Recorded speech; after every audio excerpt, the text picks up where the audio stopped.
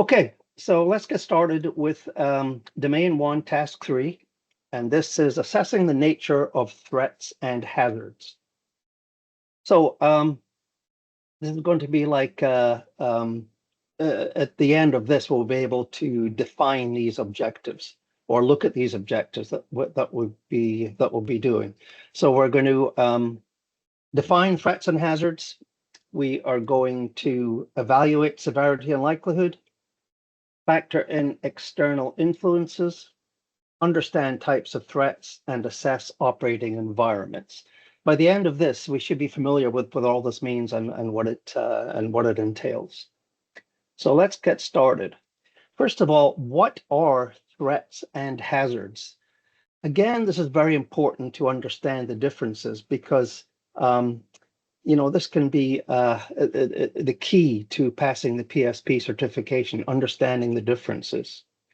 So to get started, a threat is the potential cause of something harmful, an unwanted incident that could lead to damage. Think of it as a what could go wrong scenario. So on the other hand, a hazard refers to a condition or situation that poses a risk for disruption or injury, kind of like a vulnerability waiting to be exploited.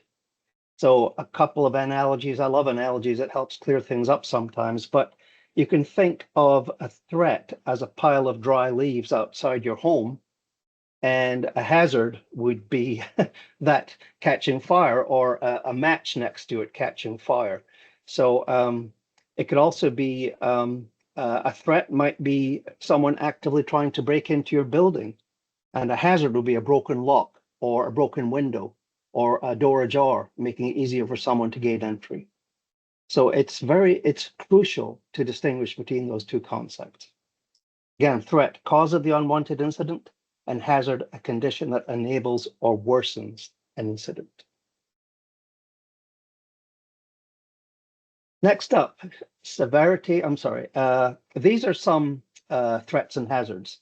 So these are the kind of categories of threats and hazards we'll be discussing.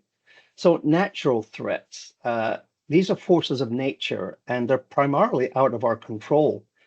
Think earthquakes, hurricanes, floods, wildfires. I mean, there's some mitigation you can do with weather forecasting and whatever for hurricanes and even floods. But sometimes, as you saw what happened in Texas, tragically, sometimes things go wrong and it's just too much rain for the environment or the terrain.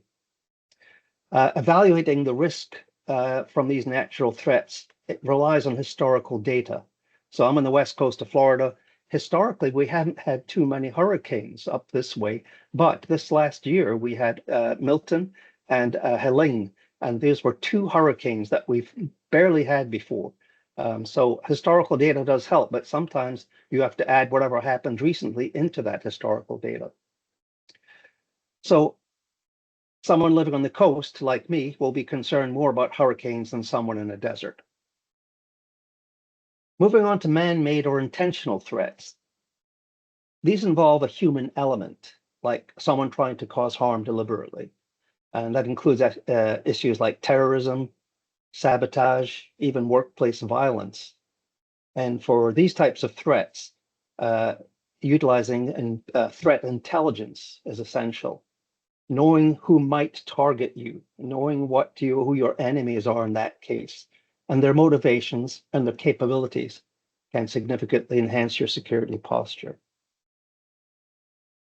PSP really, there won't be too much on actual cyber in the exam, but it's amazing the parallels between physical security and cyber security.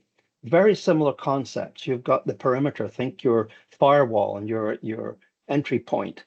Think of the middle area. Remember the layered security, the defense in depth we spoke about last week or the week before.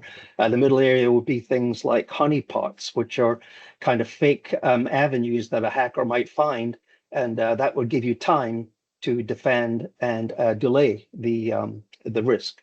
So there are a lot of parallels between cyber and physical security.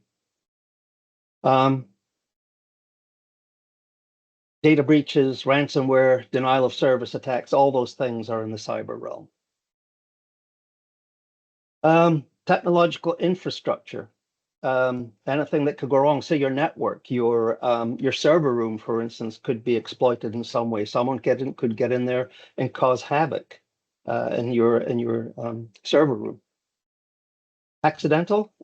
This is probably one of the most common causes of cyber and physical security. Accidental human error, leaving a door unlocked, responding to a phishing attack on cyber, and getting the organization under really heavy risk. So human error can never be discounted, and it's probably, unfortunately, one of the more common aspects.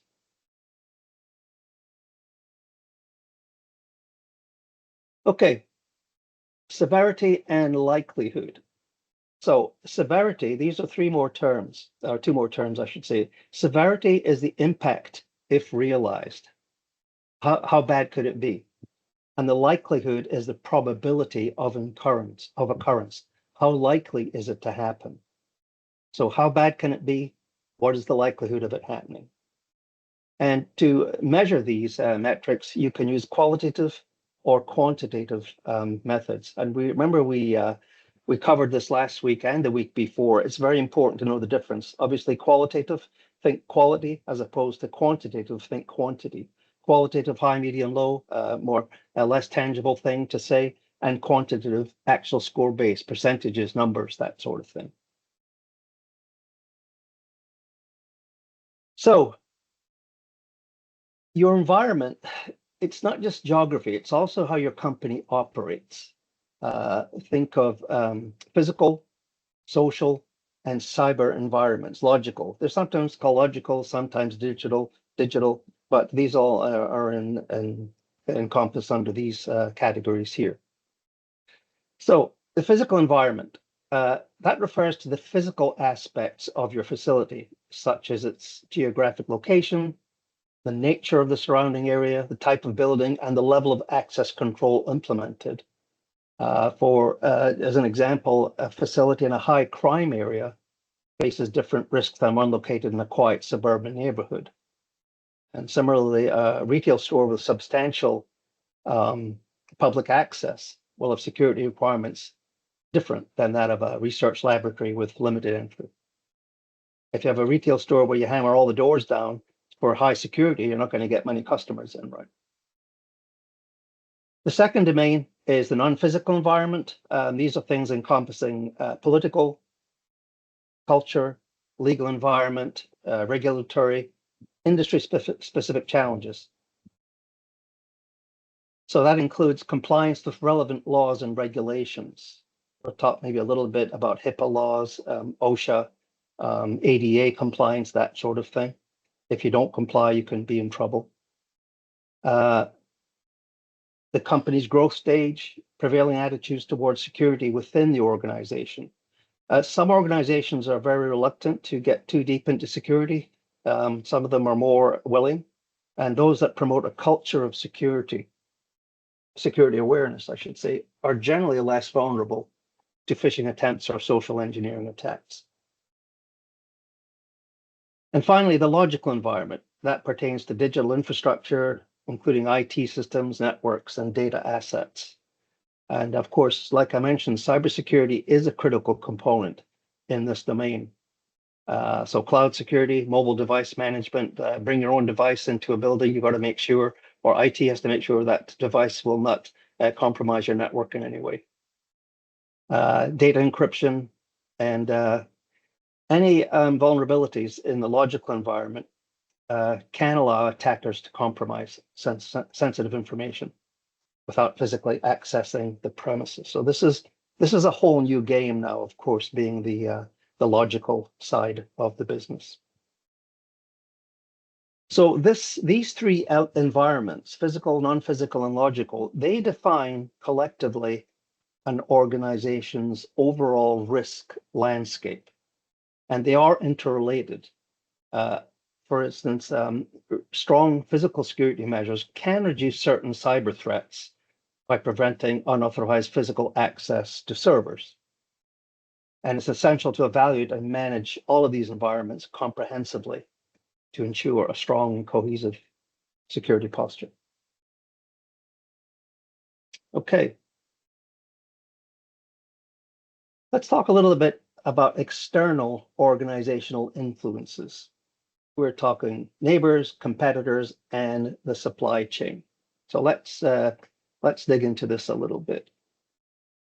So a neighbor, you could also include vendors who come into your building too. So a weak vendor or a negligent neighbor can open you up to threats. I remember a few years ago, it was a certain large retail company with a big bullseye as their logo were hacked really severely. Customer data was released because of an HVAC technician on inside the building who hooked up his laptop to do some work. His laptop had been affected and it kind of run rampant within the network of this retail store and compromised many um, customers with their private information, their credit card information, logins, passwords, that sort of thing. So organizations typically don't operate in a vacuum. They're part usually of a larger ecosystem, and the actions of other organizations can have a ripple effect on your own security. So if you've got neighboring organizations, say you're in a campus where you share that building with other businesses, you're linked to their security, right? So if your neighbor lacks security, it can make you more vulnerable. And if they're targeted by an attack, it could easily spill over onto your property. Now, with competition, obviously, there is the potential for a corporate espionage. Competitors might try to steal your intellectual property or sabotage your operations to gain an advantage. So we're talking, of course, about industrial espionage. And they might also try to influence regulations or legislation in a way that benefits them and hurts you.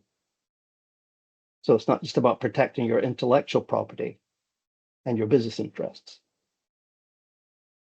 And then, of course, supply chain. That, to me, is getting more and more important. I think the COVID pandemic of 2020, that really underscored the weaknesses that could happen in supply chain. The company I worked for, a Swedish company, they did a really good job in diversifying their manufacturing throughout the globe. They had nothing in China, but they had other manufacturing facilities in Central America, South America, Eastern Europe, and the Far East and Vietnam. And they found that with the global pandemic, it really had a very negative effect on the business. They had product delays. They had a lot of uncertainty about when a product will be finished and when an order would be fulfilled. The supply chain is just such an important part of today's business, especially if you're in manufacturing. And then, of course, it's not just the supply chain itself, your supply chain. The supply chain is basically a bunch of vendors that you hire to create whatever you're trying to do, whether it's a product or something else. And each of those vendors also could have their own risks. So all of this has to be taken into account. They might not do proper background checks, or they might have vulnerabilities of their own in their own IT systems. And that is something to be very aware of. So let's move on to the next part, or the next slide, which is talking a little bit. Yes, go ahead. Let me, because I didn't realize that the title of those why slide is not showing up. No, the next one is the internal and external factor. It will be the title of that one. Oh, okay, great. Yes. Yeah, I don't have it on here either. Okay, thank you.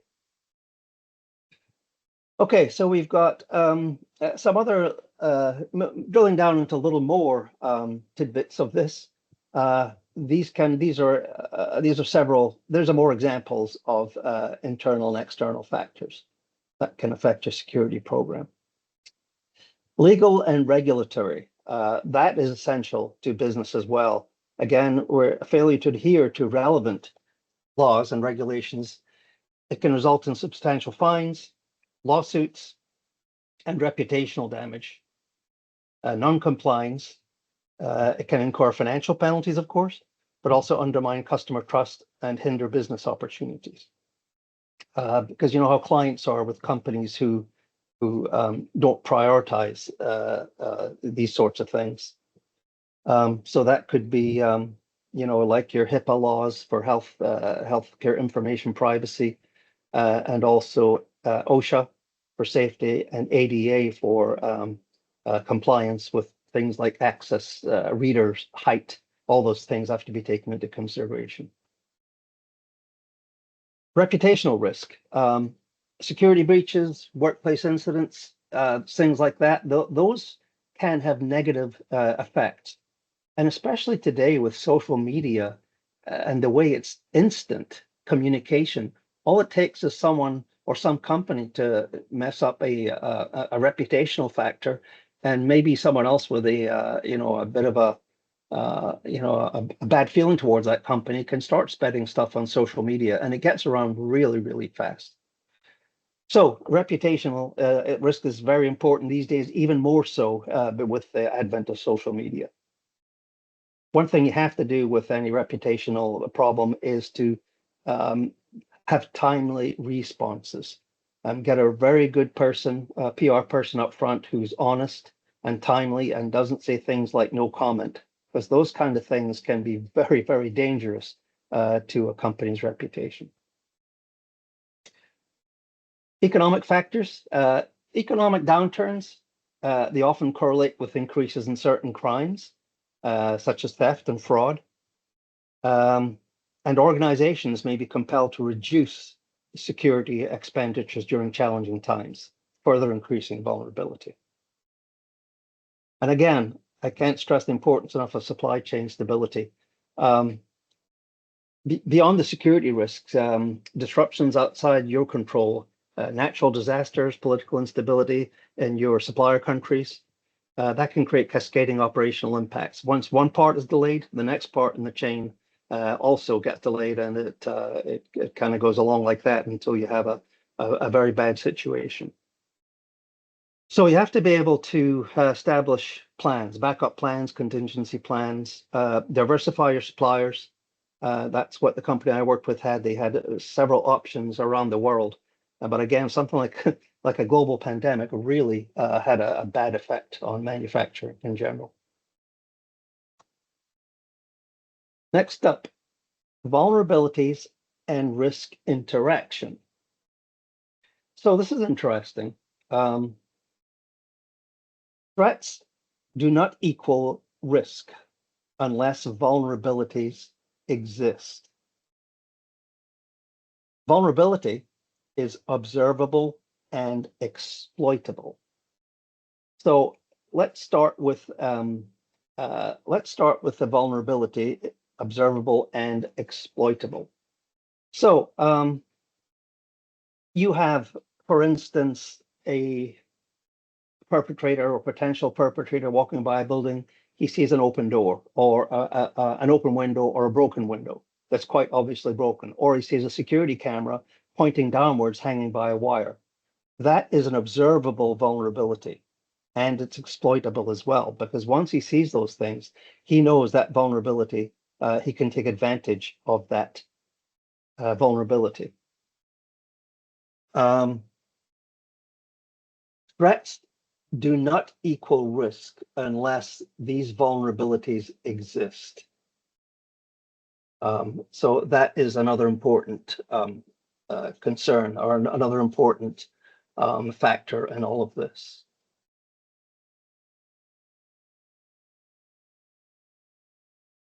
So this is an ever-evolving sequence of events. It's not a checklist that once you check to get to the bottom, it's all done. This is an evolving cycle. So some things you have to identify and understand the difference between threats and hazards. You have to assess severity and likelihood using qualitative and quantitative assessment tools. You have to consider address external and internal factors. And you have to prioritize based on true risk. So these are some of the things that we have to worry about and be concerned about in the business of the assessment. Okay, that is Domain 1, Task 3. I just wonder if there's any questions came up over this presentation. Okay, like the past week, we will have the QR code. I will put the link in the chat, and you can answer the 5 first questions. All right. This was one of the first slides we did tonight. What best distinguishes a threat from a hazard in physical security? A lot of you got this right, which is good. A threat is a source of harm. A hazard is a condition that enables harm. And that's from the Protection of Assets, Chapter 3, Section 322. That's another definition down there. A threat is a potential impact and prioritize it based upon the consequences of the loss event. Oh, I'm sorry, I'm reading the wrong one there. Okay, question 2. Which factor primarily determines the potential impact of a threat? And the correct answer is D, the scale of loss if the threat occurs.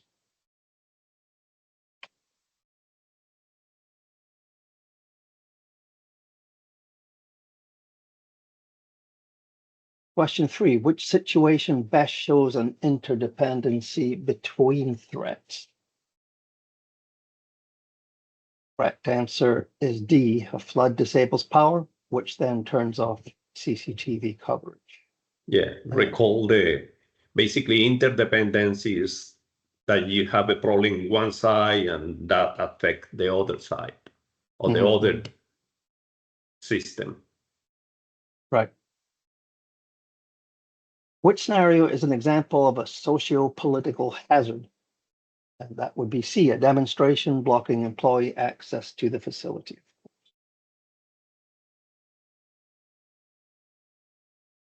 Question 5, how can a supplier increase an organization's security risk?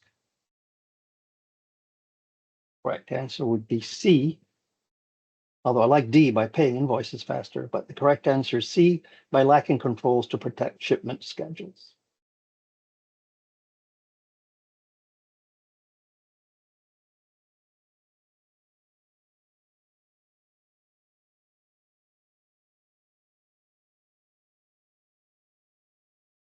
Okay, this one was fairly easy. Yeah. Which is an example of a cyber threat? Obviously, the only one pertaining to cyber at all is D. Hackers exploit an outdated firewall at a political rally near the headquarters. Yeah, that was too easy. That is not a kind of question from the test, really. Yeah. It will be similar, but with more nuance. Or Yeah. What does the operating environment include? That will be C, physical, non-physical, and logical factors. POA Chapter 1, Section 123, page 7. Why is historical data necessary for threat analysis? It's kind of an easy one too. It reveals patterns for estimating future risks. How could a competitor increase security risk indirectly? And D is the answer, by hiring away key staff with sensitive knowledge.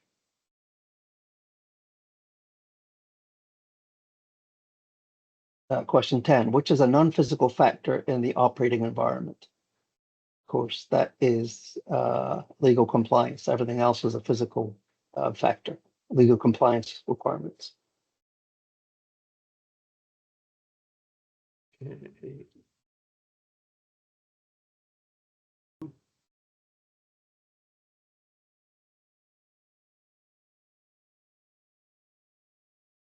Okay, question 11, which situation is an accidental threat?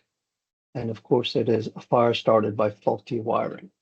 And threats can be, as we know, intentional or unintentional. And this is an accidental threat in this case. Unintentional include accidental fires, mistakes, etc. How do socioeconomic factors impact security? The answer is C, they affect crime trends in the area.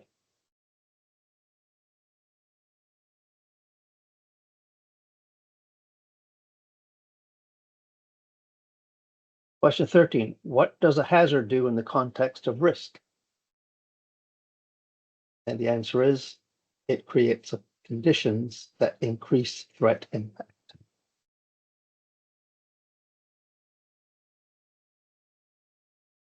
Question 14, why do security professionals model threats?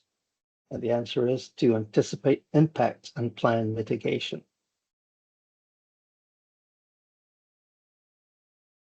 Question 15, how do threat, hazard, and vulnerability combine to create risk? And of course, the answer is B. Risk occurs when a threat exploits a vulnerability enabled by a hazard. That's one sentence is actually quite good, something to remember. Okay, I think there is 6:28. I would like to respect the time of everybody. We have 15 more questions, but as I told you on the beginning, I will put the question or the link for those 15 questions in the chat, and you can answer by yourself. And I will add also in the chat the key answers. Okay, in that way you can take the quiz wherever you want, and basically you will have the answer.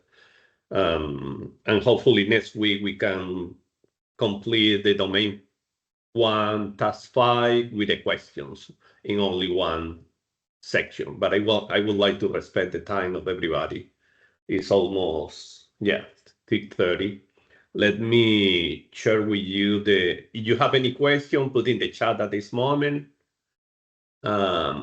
I will find the files to share the information that, okay.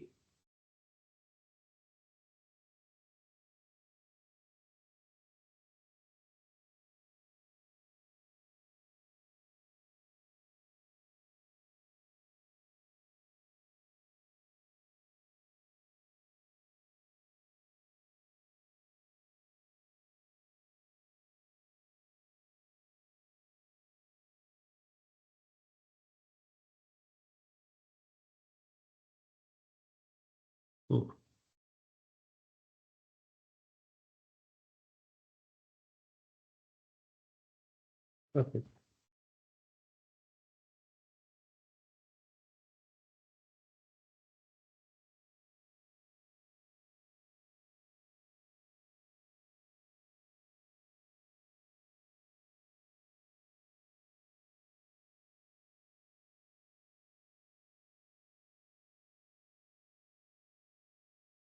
Okay, those questions will be domain 1 task 4.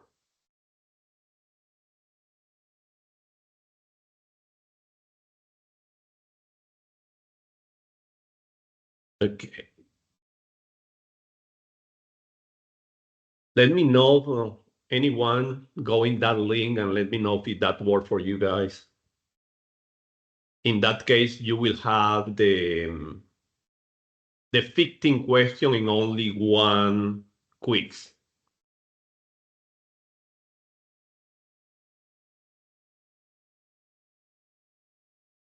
Yep, okay. Looks like it works. Okay, and now I will find the answer key. Yeah, in this document.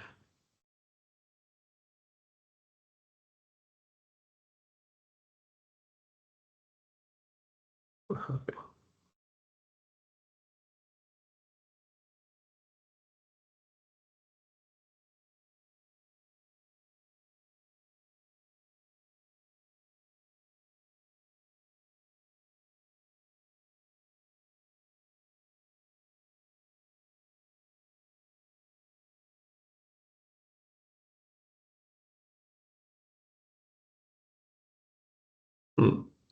Allowing me to paste the file.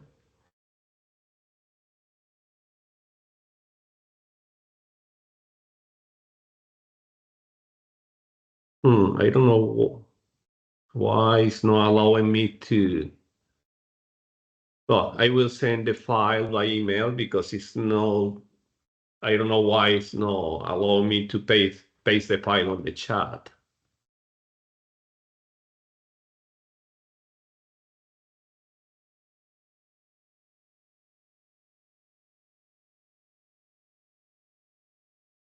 I will try to pay in the chat, but it's not allowing me to do that right now. Any question for today before we end the section? Any comments? I only had one thing, Nelson. The ASIS website, if you remember, you can download the security risk assessment standard for free, an ebook form, if you are a member. Otherwise, $70 for the soft copy. So if you remember, the security risk assessment standard for 2024 is quite good. Yeah. Yeah, there is for the member of the ASIS, is some material that is free. Mhm. There is another material that you need to buy. Right. Okay, let me try again to put this file here. Huh? It's not allowing me. Okay, well, thank you for being today here, and thank you for going with us in this study group, and we hope that help everybody, and see you next week. Yep. See you next week.